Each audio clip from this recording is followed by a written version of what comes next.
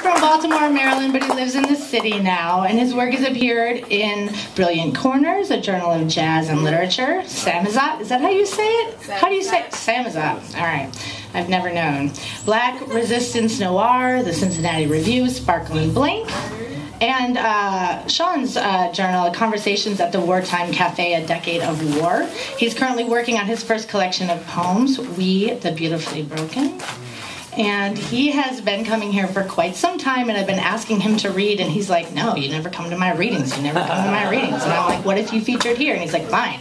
So please give Nick Johnson a big round of applause. Yeah! Woo!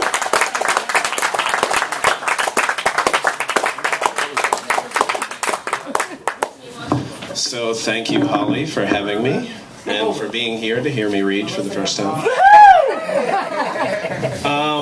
So for those of you who know me, I do these things called jazzphorisms. They're like jazzy aphorisms, and they're little short, like terse poems. So I have a few of those. Jazzphorism. A human touch, and nimble fingers to knit these knots, and not for naught, for every noose needs a nape. Or is it every nape needs a noose? Either way, a neck is a nuisance. Jazzphorism, the current scene. In God we tryst, he's the company we keep trying to save. We're laying the devil down in the details, the fine stitching. Cotton is still king, still ivory. Picture it pristine, but a funky indigo under a lumen light. Lay say something's got to suffer for a smile to fit imperially across your lip. Jazzphorism, what the saxophone says. Be breath or be brief, you can't trade me a sentence for a song. Even a parrot knows his lines, knows words don't hold water. Taste the savory succotash I'm laying on these white plates. So I thought I knew the order in which I would read, but I'm gonna switch it up and go to the Manhattan Project, which is featured in Sean's anthology, which is a great anthology about the war and 9/11 and the consequences after that, and the decade of war that we've been in, or we were in, or, you know, spilling over. Yeah, exactly. The Manhattan Project. And this is sort of focused around the Islamic Center that they were planning on building in New York, and I need to check and see what's happening there, but they were protesting, and this sort of stems from that, and then it spills over into other xenophobic areas, so you'll pick up all that stuff. The Manhattan Project 2. I'm watching a video, the protest in Lower Manhattan, a sea of poster boards stapled to wooden posts. Islam is an ideology, a false religion of hate. And I am smelling burnt oak crucifixes, and I can't hear the old man dressed up in the Confederate flag buttoned down, but he is saying boy, he is saying nigger, and the crowd chants, no mosque, but I swear, sometimes they slip in a no mas, no mas, no mas mexicanos. We're taking back America. We're doing equations. Let X be Pearl Harbor and Y 9/11, and the solution is internment camps, not cultural centers, not on my son's grave. The Manhattan Project 3. Blood and oil in the water. Stick with the wine. No hablan inglés. We've got signs against that. K-U. Out with the old, out with the bring me your poor, in with the get the fuck out of Dodge, the hasta la vista, baby. We still got little boys and fat men missiles to knock you in your Nagasaki. This is war. We stockpiles and people and pyrotechnics. It looks like 4th of July over your country. The Manhattan Project. 4. Maybe Webster defines terrorism as two planes streaking through the blue and white day into towers of red-blooded Americans. I'm not sure. It is, however, a contract for war signed in soot and bent steel. I know its sound, the doorknob hitting my wall, my pretend father thundering in my bedroom like a stormtrooper, yanking me out of the night before I knew how to shave myself. It is being black where the cops shine their lights, where southern gentlemen show off their sheets, printed against this white backdrop. I feel eyes glancing over, reading, defining. They want me to believe Terrorism is foreign, but for me, it has always been domestic. Manhattan Project 5. You talk to the wall when the light is just so, and in the porous concrete you see her face. I am a rock in their river. You recite this to her, each day your voice sounding less and less like your own. My bits lining the bank, shining in the sun. Don't turn your eyes when they kill me.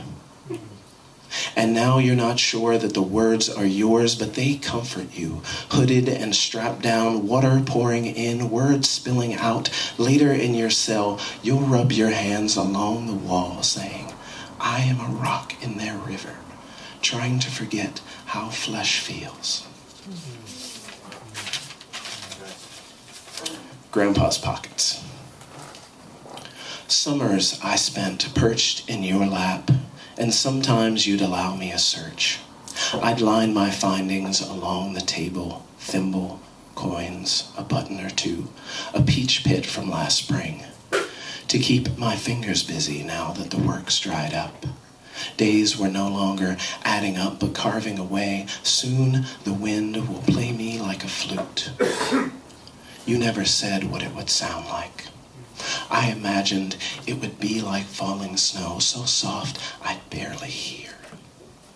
When the hospital took your pants, they gave you a gown, a gusty room. We visited every day. I sat close, listened as they made decisions. When it was time, they placed me in the hallway in that cracked vinyl chair, my thumb thimbled finger fiddling the peach pit in my pockets, singing with you. Wow.